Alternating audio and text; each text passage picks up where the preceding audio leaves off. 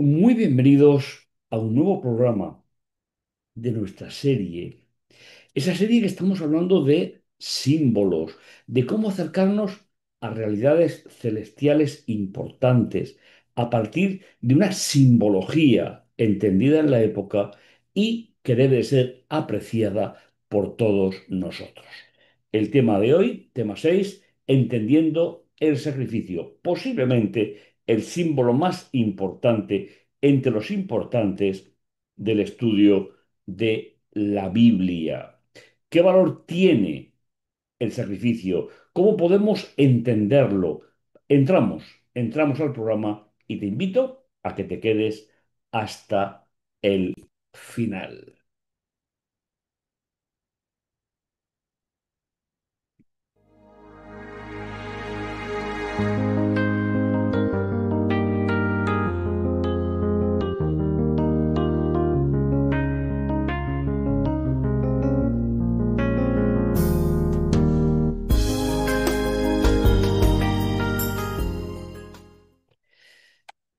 Bien, el título del programa de hoy, dentro de la serie Alusiones, Imágenes y Símbolos, entramos, como acabamos de comentar, enfocándonos el programa de hoy sobre el tema del sacrificio. Un tema realmente importante que nos debe de ayudar a comprender el verdadero valor que tuvo primeramente ese símbolo y finalmente una realidad, como veremos en el programa de hoy. El texto para recordar en el programa de hoy se encuentra en Apocalipsis capítulo 5 versículo 9. Y cantan un cántico nuevo diciendo, digno eres de tomar el libro, abrir sus sellos, porque fuisteis degollado, adquiristeis para Dios con tu sangre hombres de toda raza, lengua, pueblo y nación. Este versículo nos va a servir para arrancar el programa de hoy, después de la cabecera, para que podamos ir situando la idea fundamental de el Cordero en la Biblia. Como introducción podemos decir que la expresión bíblica toda raza, lengua, pueblo y nación tiene una fuerte connotación en el contexto del gran conflicto. Por un lado, se utiliza como símbolo de los seguidores de Babel, pero por el otro, representa a los seguidores del Loco resucitado, porque tanto de el sentido negativo como el sentido positivo, ambos vienen del resultado de la Torre de Babel, la multiplicación de razas, de lenguas, de pueblos. En todos los casos, alude a aquellos que viven como exiliados en el conflicto cósmico, siguiendo la relación con Dios a través de las funciones del templo. Dentro del contexto de la alianza, tanto de la primera como de la nueva alianza, el templo o santuario va a desempeñar un papel decisivo. De hecho, el templo es la expresión más característica de la alianza por las connotaciones que podemos encontrar. Es importante recordar que ese templo, tanto el de la primera alianza como el de la segunda, representa siempre la presencia de Dios en medio de su pueblo. Y es importante recordar también sus tres tareas fundamentales: el sacrificio, el continuo y el día de las expiaciones. Estas tres actividades en el templo otorgan un sentido práctico a esa alianza, a esas alianzas. El sacrificio representa el inicio diario de su actividad en el atrio, la transmisión del pecado al lugar santo, transportándolo desde la sangre, a través de la sangre, mientras que el día de las expiaciones, que se celebra en el Santo de los Santos, es decir, en el segundo departamento del santuario, marca el final de esa actividad anual. Cualquier lector serio de la Biblia entenderá que el símbolo del Cordero está dentro del sacrificio y, por lo tanto, el comienzo de ese proceso. Las diferentes funciones que tiene el santuario con una finalidad determinada: transportar el pecado del ser humano una vez confesado al interior del templo o santuario. El templo es el único lugar donde Dios convive con el pecado, ya que éste ha sido confesado y es el término fundamental, pedir perdón por él, y por lo tanto puede ser tratado por Dios en esos departamentos. El principio que sustenta esta realidad es que el pecado no se destruye, sino que se transporta del ser humano al cordero y del cordero a través de todas las épocas al interior del templo, aunque hubo una época, en la época patriarcal, que todavía el santuario no estaba. Pero la función va a ser exactamente la misma. Hay tres consecuencias imprescindibles para la salvación humana. La primera es la que se realiza sobre el altar, es decir, la eliminación de la culpabilidad. Ese es el primer elemento a tener en cuenta. La segunda es en el lugar santo, es decir, el perdón diario, con el tema de el candelabro, la mesa, el altar de las oraciones. Por lo tanto, culpabilidad, perdón y finalmente, en el lugar santísimo se produce la reconciliación. El plan de salvación tiene en cuenta estos tres aspectos: culpabilidad, perdón y reconciliación. Faltando cualquiera de ellas, el plan de salvación no estaría completo. A lo largo de la historia del pueblo de Israel, hubo sacrificios que no tuvieron validez. Pero como siempre, no porque Dios lo establezca así, sino porque el hombre se aparta de la idea original. Hay una parte de toda nación, tribu, lengua y pueblo que utiliza de forma incorrecta el sacrificio a lo largo de la historia, desde la propia salida del Edén. La historia del pueblo de la alianza está marcada en un sentido negativo para esta realidad, para los que lo utilizan de forma incorrecta. El escenario puede analizarse desde dos perspectivas. En algunas ocasiones, el altar del sacrificio se utilizó de forma incorrecta, ya que dentro del lugar santo y del santo de los santos no entraban nada más que los levitas y su descendencia. A la vez, sea el ofrecer sacrificios a otros dioses o al dar más importancia al altar, bien sea el altar o bien sea la cruz, que el simbolismo que representaba. Nosotros vivimos en una época donde, a través de la teología medieval, se ha dado más importancia a la cruz que al que murió en la cruz. Lógicamente, todo es necesario, pero estaréis de acuerdo conmigo, tal vez, aunque sea un tema de matiz, semántica, la cruz no salva.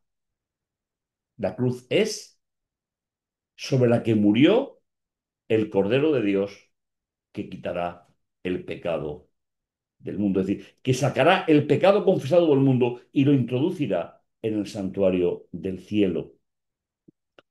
Comenzamos con una mala utilización del sacrificio. Lo tenemos en los hijos de la primera pareja.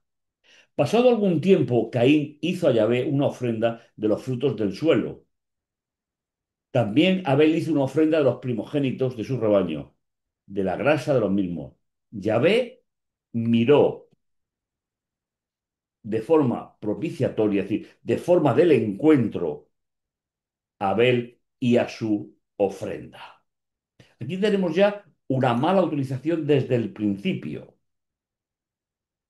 En la época de los reyes de Israel, desde Roboán, más o menos a mitad de año 900 y algo, nada más morir Salomón, el gran problema fue la profanación sistemática del templo desde Roboán hasta Joacim, sobre todo en dos realidades fundamentales.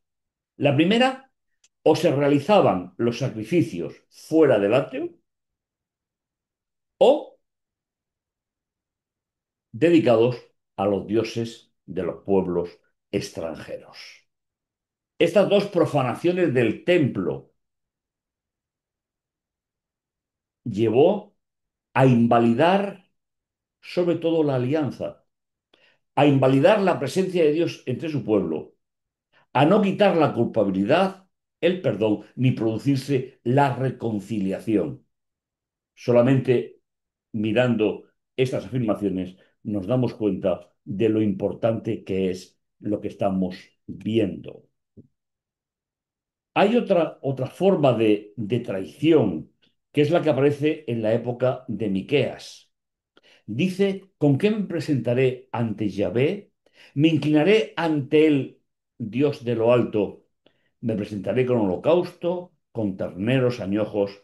Ofreceré mi primogénito por mi delito, el fruto de mis entrañas por mi propio pecado.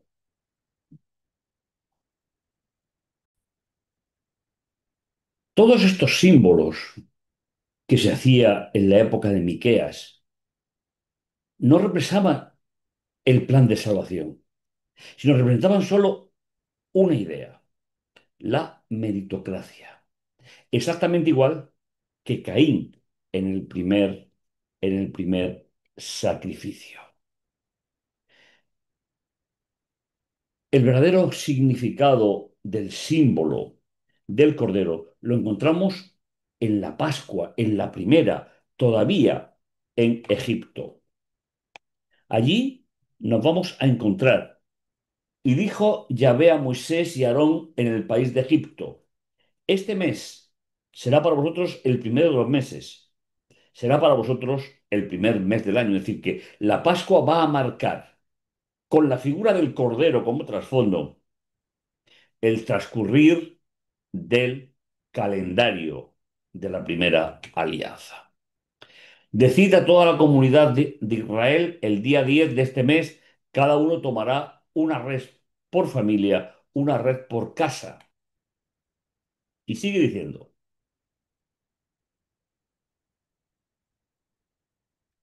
dentro de esa idea, si la familia es demasiado pequeña, pues que la comparta con el vecino más próximo, teniendo en cuenta el número de las personas y la ración que cada cual pueda comer. El Cordero Pascual representa la obra de liberación, es decir, hemos dicho el tema de la culpabilidad, el primer eslabón para el encuentro entre el sumo sacerdote y la presencia de Dios a través de la Shekinah. Será una res sin defecto, macho de un año, los cogeréis entre los corderos o los cabritos. Lo guardaréis hasta el día 14 y congregad a toda la comunidad de Israel en sus casas, en sus hogares. La inmolará al atardecer. Tomaréis luego la sangre y la untaréis las jambas y el dintel de todas las casas donde la comáis. Esa noche comeréis la carne. La comeréis asada al fuego, con acimos y con hierbas amargas. No vamos a entrar en esta simbología porque seguimos hablando de símbolos, pero es importante que podamos reflexionar en ello. No se comerá nada crudo, sino asado al fuego. no dejaréis nada hasta la mañana, pero si sobra, al amanecer lo quemaréis.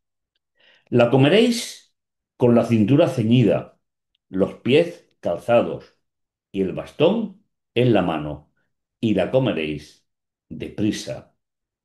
Esta es la Pascua de Yahvé, es decir, la palabra Pascua significa saltear, dar un salto, y hace referencia a lo que hizo el ángel de Jehová saltando las puertas de los que habían pintado con la sangre del cordero.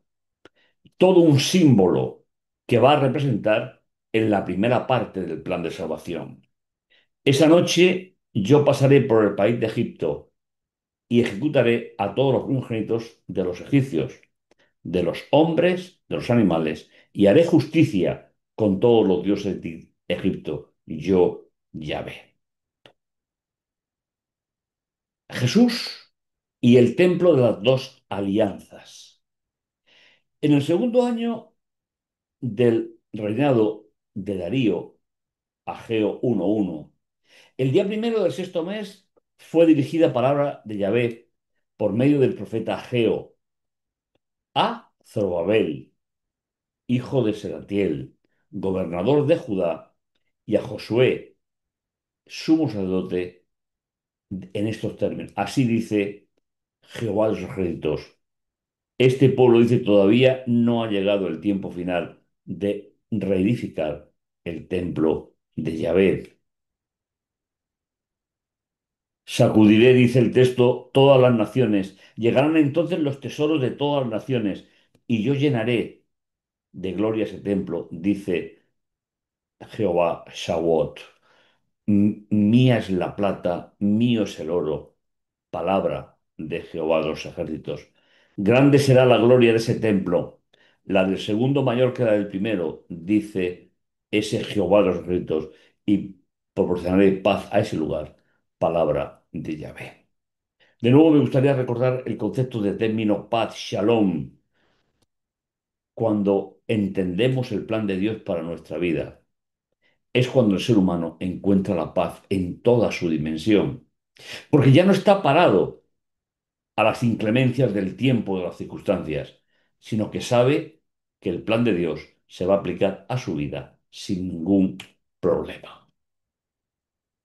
Con motivo de la invasión de Nabucodonosor, el templo construido por Salomón fue destruido. El profeta Ageo profetiza sobre la reconstrucción de ese templo, siempre de la primera alianza. Jesús fue muy respetuoso en relación al templo de Jerusalén.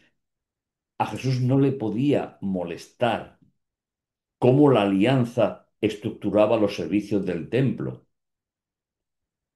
pero sí el desarrollo histórico que se había hecho y cómo se trataba el templo y cómo se entendía en su época, donde se escenificaba claramente el conflicto entre los verdaderos adoradores y los falsos. El templo de la primera alianza estuvo en vigencia hasta la resurrección de Jesús. En ese momento se inauguró la nueva alianza con ese templo en los cielos. Es verdad que podíamos extenderlo un poquito antes, unas horas antes, porque finalmente con la sangre de Jesús se podía empezar a transportar el pecado confesado en el interior del templo celestial. Daniel 9:24 se anuncia la inauguración de ese templo. Se ungirá al Santo de los Santos, expresión aplicada en todos los casos de la Biblia hebrea al templo y nunca a una persona. Ese templo reconstruido fue el que existía en la época de Jesús, pero definitivamente también tendrá un fin para comentar la obra del templo celestial. Y dice Apocalipsis 21:22, ya no vi templo en la ciudad. El plan de salvación había llegado a su fin. Hablando del trono celestial, una referencia importante en Apocalipsis, donde va a aparecer ahora la figura del Cordero, otro símbolo importante, posiblemente una de las dos grandes características del Logo resucitado frente al trono de Dios, la de León de la tribu de Judá y Cordero con las marcas del sacrificio. Y vi a los 24 ancianos en los 24 tronos, vestidos de blanco con coronas de oro en su cabeza. Del trono salían relámpagos, truenos. Es decir, es la forma de expresar no el miedo, aunque sí se dio en Israel al salir de Egipto, sino es mostrarnos cómo habla Dios, cómo se adora positivamente en el cielo. Delante del trono arden siete antorchas de fuego, que son los siete espíritus de Dios. Vi también que el que estaba sentado en el trono sujetaba con su mano derecha un libro escrito por el anverso y el reverso y sellado con siete sellos. Y vi a un ángel poderoso que proclamaba gritando: ¿Quién es digno de abrir el libro y arrancar su sello? Pero nadie era capaz, ni en el cielo, ni en la tierra, ni debajo de la tierra, de abrir el sello para poder leerlo. Juan le impresionó tanto la impotencia de poder conocer el contenido de ese testamento. En la época, un rollo sellado con siete sellos por dentro y por fuera era en la forma de escribir un testamento, porque no se podía encontrar a nadie digno de abrir el libro ni leerlo. Pero uno de los ancianos me dijo: no llores, pues ha triunfado, primera característica de las mencionadas, el león de la tribu de Judá, el retoño de David. Y en el versículo 6 tenemos la segunda característica, de donde podemos ver cómo funciona el símbolo del Cordero después de la resurrección del ungido. Entonces vi de pie en medio del trono y de los cuatro seres vivientes y los ancianos un cordero que parecía degollado, que tenía los siete cuernos, siete ojos, es decir, la plenitud del poder, la plenitud de la clarividencia que viene del Espíritu de Dios enviado a toda la tierra.